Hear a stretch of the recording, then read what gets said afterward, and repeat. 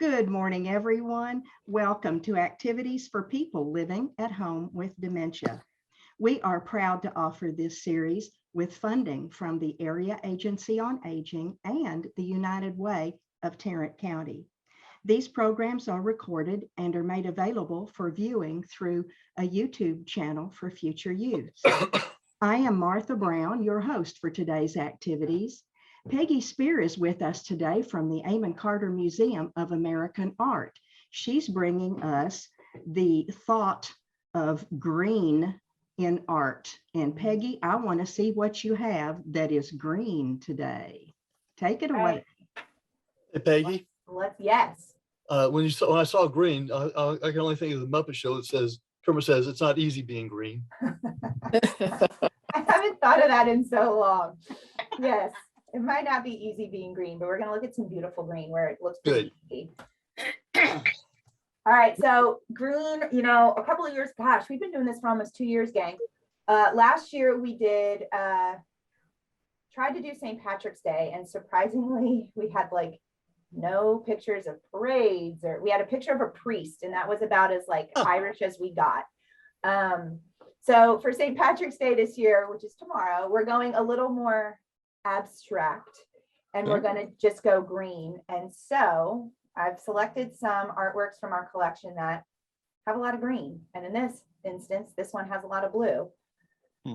So do you guys remember our friend Sarah Ann Lily Hardinge? We've looked at some of her little paintings in the past. The one of the beautiful farmhouse that had the little freezer house outside of it. We've looked at ones where the deer were just as big as the carriage next to it from like a pastoral scene.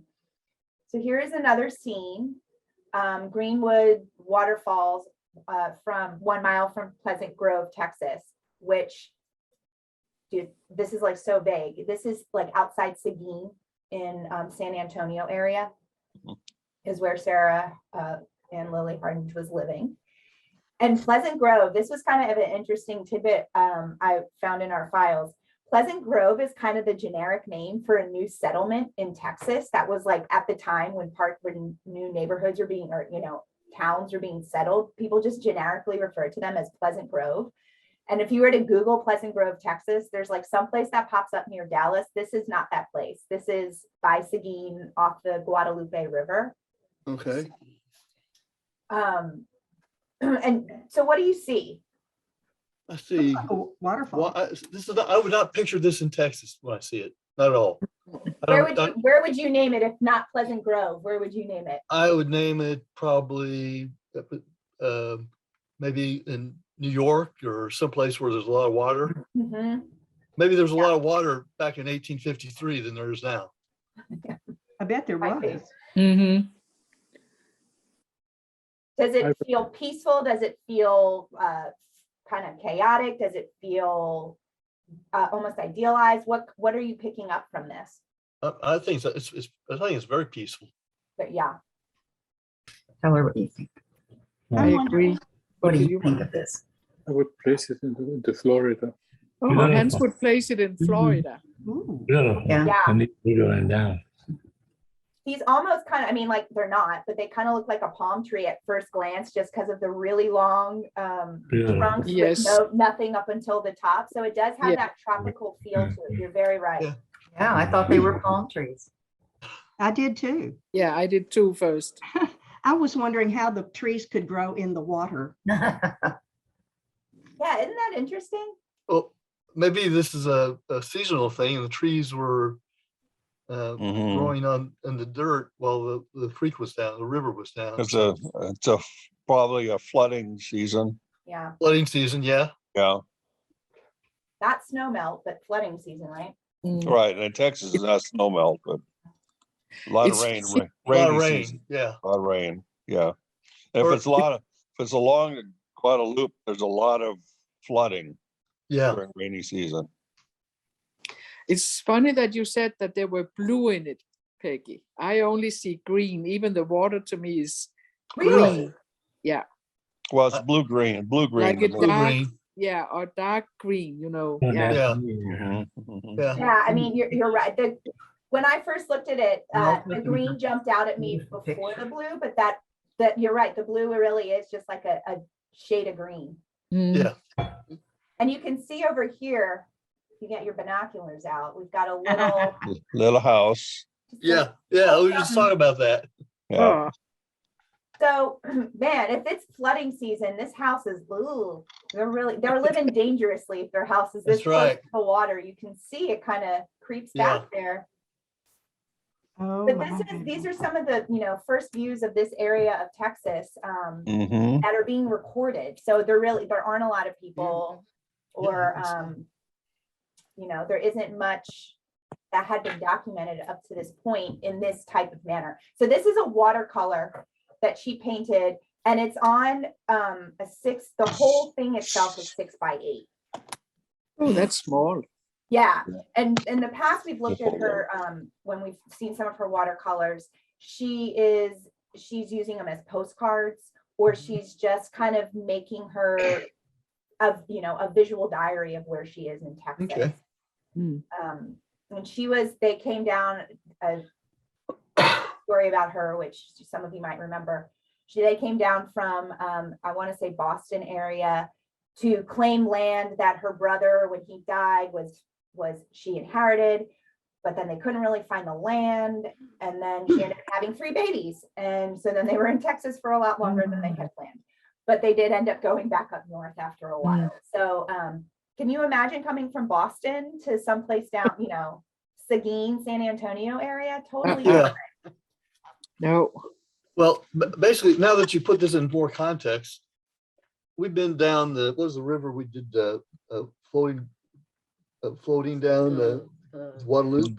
Guadalupe. The San Marco, this was actually thought to be the San Marco for a while, but more research has proved that this is Guadalupe. So it could have been San Marco too if it's not Guadalupe. But anyway, there's a point where we had to get out of the river because past that point was considered an advanced kayaking Mm-hmm. river. So with that in mind, maybe I can imagine this being in Texas. Yeah. Oh, that would be some good rapids for kayaking, huh? Yeah. Mm. Ooh, not my style of fun, but somebody's No, fun. no. All right. So of course, when you talk about nature, or when you talk about the color green, you cannot escape nature, which means you cannot escape our good friend Elliott Porter. It wouldn't be a session without Elliott Porter, would it? Mm-hmm. That's No. right.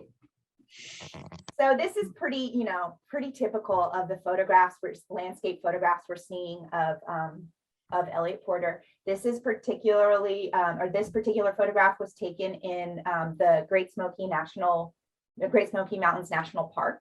Have any of you ever been there? Yes. Yes. Yes. Yeah. Dang, all of y'all, most of y'all have been. Good on you. I've Yep. never been. This is like on my list. Is it a beautiful park? Mhm. Yes, it is. Yes. Rustic. And it's the Smoky part is kind of interesting to see because it really does make you think that there's It's eerie. it's eerie. It's kind of eerie is what I say. Really? Yeah. Oh, really? Oh, how Yep. cool. Yeah, so he went, this is taken in the spring. That, new green leaves is kind of the tip off on that, but this feels like early spring. I mean, do you get the sense of maybe what that smell would be like, or what those sounds would be Oh like? yeah, absolutely. Mm-hmm. This reminds me a lot of where we lived in North Carolina, Well, which it's is that Appalachian area. yeah, So. which is in the Smoky Mountains, because it's like that. You could smoke in the morning. It'd be like smoke covered in the morning. But where we lived in North Carolina, Transylvania County had the most waterfalls of any place in North Carolina. Oh, how cool. And so this is reminding of some of those same scenarios. Yeah, you can see it doesn't seem like it's full throttle yet, but you can still see it's beginning of spring. So it's that snow melt might start to happen. And Yeah. Well, and some of it, and it's not like a ring, it's flowing out of the cracks in the wall. Yeah. So in the the rock. spring water. Right. Yeah. Yeah, and so it says Roaring Fork Road, which if you've been before, you might have actually been on this particular part of the park. Yeah. It's it's like a 6-mile scenic drive that has a lot of switchbacks and things like that. And it's only cars can go on it. Trucks can't fit, buses. It's really just for, you know, a tinier vehicle to sneak through. So, although in true Porter fashion, while he's on this road, we don't know he's on this road. It feels like he's just smack dab in the middle of nature. He's always really good at cutting out the human influence, the human touch, the human presence in his photographs. And this is no exception. All right, so again, but we can't leave Porter alone. So we've got another Porter. Oh, now that's his green. That's pretty cool, huh? Yeah. Mm-hmm. So Oh, this that's is, we're in a different park, a different national area of, you know, or whatever recreation area. This is in Glen Canyon, which is in Utah, right near Lake Powell. Oh, Well, right before, I guess, what became Lake Powell. yeah, really. He was on a rafting trip in the early 60s and of course brought his camera and was capturing all of these really beautiful canyons and rocks and colors that he was finding while the construction of the Glen Canyon Dam was happening. Oh, And really? so these photographs were published for two reasons. One, it was an attempt to stop the government from building this dam. And two, to show then people, well, if this dam's moving forward, this is what the land looked like before before the dam was opened. Yeah. So that green, I mean, isn't it just wild? Yeah. It is. It is. You can almost smell it. It's so rich. Like that earthy smell. Yes. It almost looks like pollution to me. It does to me It too. does, That's it what I does. thought, so, Susie. That looks like there's some sort of oil mixed into the water there. Mhm. Yeah. Or and somebody's dyed it green for St. Patrick's Day. I was gonna say, it's got that Chicago river feel to me, the river in Chicago, where they dye it. What could also- is reflecting into it? Is it trees above it or the sun? And I think it's the sun. I think it might be the mineral content too that's Yeah. playing to Mhm, get the mhm. light. Because he's in these canyons, and if you look at pictures, this particular image is in a portfolio of 10, and he's really focusing on the rock formations and things. So he's really in the canyons. You're not seeing a ton of trees. So I think it really is the reflection of the light, the way he developed it too. Oh, Might have contributed. I mean, he's very true to trying to capture the richness of the color, but the process he uses helps enhance those colors, really, really thicken them and make them have that opaqueness to it. So it could be a combination of his technique and what he's actually seeing in nature. Peggy, what kind of camera did he use? Gosh, oof. Why did you ask me that, Don? I don't know. Oh, you don't have to answer it. That's fine. Maybe you answered before. I don't No, know. I know. You know what? I think It's a because he was bigger- on a raft, I don't think he was bringing his bigger camera. Yeah. If it for like his birds, he would have what is it, a 4x5, a larger camera that he would have and on a tripod that would be tripped by wires if birds were around. This was probably more handheld, definitely more handheld, and Okay. That's it. Probably a 35 millimeter. probably Yeah. And it could be the green could be, in my thought, a sun reflection Mhm. coming if it's in a canyon Yeah. coming down there. And even though you still got that kind of dark area in the middle of the green, because that's raised, it wouldn't have the water on it. Yeah. Yeah. And I mean, So, and it goes back. You can see all the way to the top. Yeah, left corner. yeah. It almost looks like a sunset, sunrise kind of coming through the canyon. Yeah. yeah, well, there's a blue sky almost. You can see that at the lower part of the. yeah. Yeah. So, yeah. So I thought Oh, this was a cool green one. What were you gonna say, Don? Sorry, I cut you off. Oh, I was just gonna say that, getting back to what we were talking about, or that color green just screams to me radioactive, so for some reason. Yeah. Yeah, it does. Which is funny because the point of these photographs was to show the pure nature of it. That's And true. so- That's true. I understand. No, but I said, it has that radioactive vibe to it. So it's, you know, yeah, he's kind of ahead of his time. yeah. It's the But, color of antifreeze. Say that again, Martha? It's the color of antifreeze. A lot of antifreeze, yes. Yeah. But it Oh, could so be it's also a a nature point, you picture. know, It's a beautiful picture of nature. yeah, So absolutely. we can't take away from that. No, you can't. No, so this, People could also look at it as this is pollution from the construction. it could be too. He was trying to avoid the human destruction Mhm. and capture the natural beauty. Right. So there was another photographer who did go in. Oh no, that was with the Great Smoky Mountains.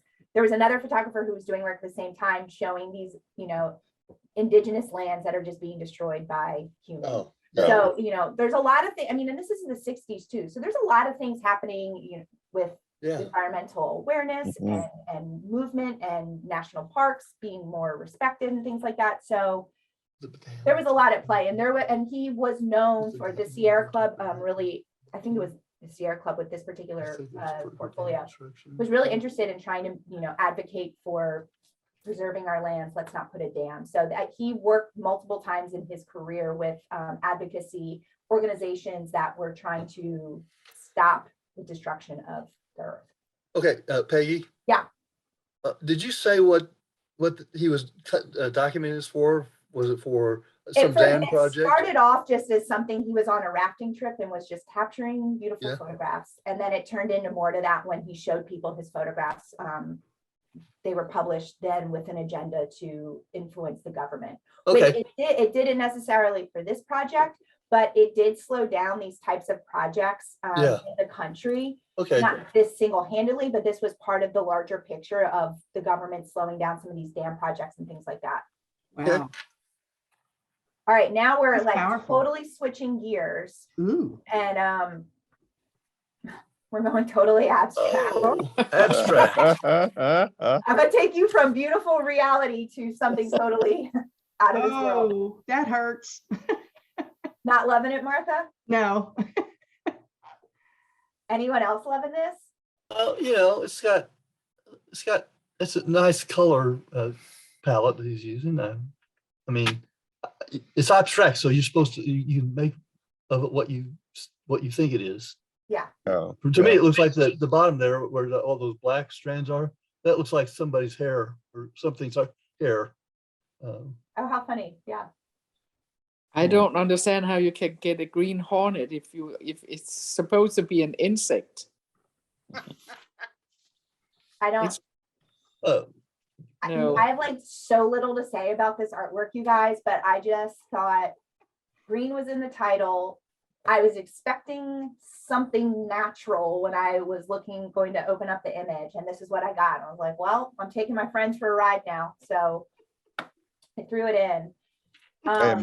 Maybe he had just watched the Green Hornet when The he Green did it. Hornet, yeah, that was a TV series back then. Yeah. Oh. Yeah. Yeah, comic lover. He so this particular artist was a second generation abstract expressionist. So he was, I mean, you've got it here, abstract expressionism. We don't know what he's drawing, but it feels happy. I mean, it doesn't make me feel stressed or sad No, or confused. I mean, it has the colors, like you pointed out, Don, are happy. Yeah. Mhm. This was when one of his stints at the Tamarin Institute in LA. This was we've had so many artists come through that Tamarin, and this was his time. He was primarily a painter, and so the Tamarin, you know, allowed these artists to try a medium that they weren't familiar with, to attempt to elevate the medium of a lithography that was often viewed as a lesser fine art than painting or sculpture.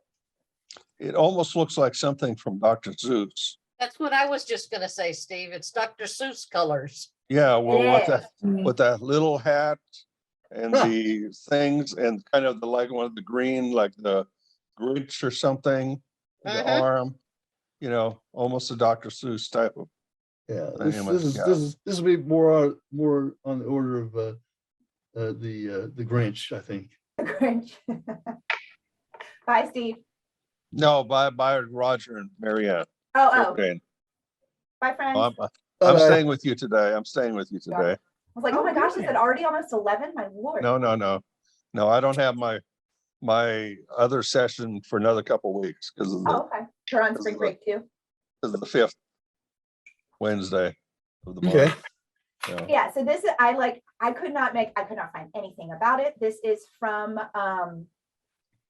the portfolio. Folio is called 8 from 9. Yeah. I don't know which even print number this is, but he spent a couple between 1960 and like 72. He had multiple visits with the Tamarind Institute. So he enjoyed using this medium, and he a lot of his artworks are very similar that he painted in theme and color.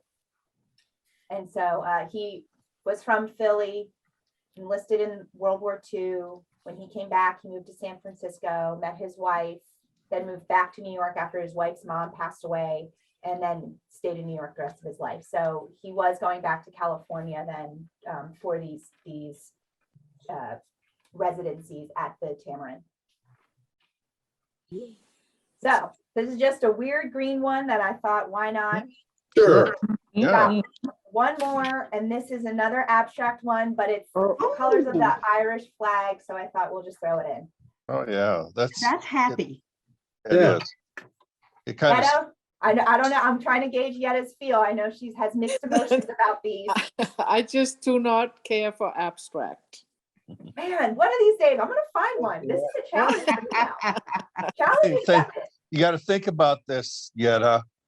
Most logos are abstract, I That's right. know. Mhm. no? So That's a point, Steve. yeah, I know. That's So this is a W, huh? Yeah. The lower looks- part. Yeah, it is like a Whataburger, only half green. Yeah, that's right. Yeah, get your corned beef sandwiches at Whataburger on St. That's right. Patrick's That's Day. right. It The looks top to me looks like Mickey Mouse with waterfall. odd colors. Does. Well, Hans, no, a beard. a beard. Yes. A beard. Oh, Like Mickey right Mouse here? with a beard. Yeah, Mickey Mouse with a beard. Yeah. 2 of them. Yeah. or a ball game. They're gonna drop balls into the bees. Yeah, that's true. It'd be like a pinball game. Yeah, Yeah. yeah. It's just cheery. Everything you guys are saying are just like happy thoughts and good feelings. So this artist, we've looked at the ones that have been very abstract in the past. We've looked at before. Yetta has not cared for his other work as well. He was an abstract expressionist and pop art, color field. He was working, you know, during these times of very recognizable, very bright, very simple colors and patterns, but very different, you know, movement in the art world than what people are used to seeing. And so he was primarily a painter, but like all the good artists at the time, they're invited to the Tamarind Lithography Institute, and he went. And so this is one of his works when he was there. And he's, What- oh, go ahead. Well, what this is an abstract thought, okay? But if you take the green dot on the left and you drop it down, the 2 orange dots come out of that. If you take the orange dot on the right and you drop it down into the green V, 2 green dots come out of it. You're putting some good thought into this, Steve, and I love it. I'm sorry, it just He's trying to. That is an abstract thought, Steve. I mean, that's Certainly is. very sequential thinking. I like it. it's Yeah. kind of splitting the atom.